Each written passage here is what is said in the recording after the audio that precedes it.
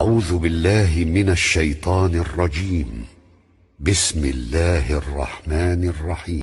ولقد أرسلنا نوحا وإبراهيم وجعلنا في ذريتهما النبوة والكتاب فمنهم مهتد وكثير منهم فاسقون.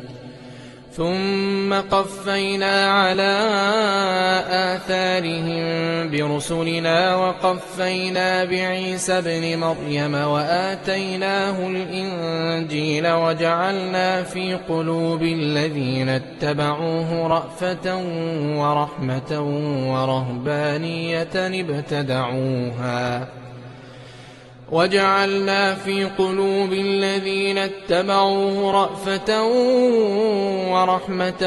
ورهبانية ابتدعوها ما كتبناها عليهم إلا ابتغاء رضوان الله فما رعوها حق رعايتها فآتينا الذين آمنوا منهم أجرهم وكثير منهم فاسقون.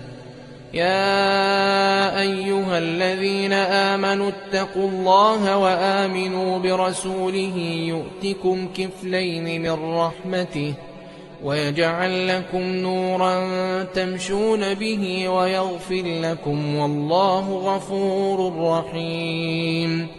لئلا يعلم أهل الكتاب ألا يقدرون على شيء من فضل الله وأن الفضل بيد الله يؤتيه من يشاء والله ذو الفضل العظيم.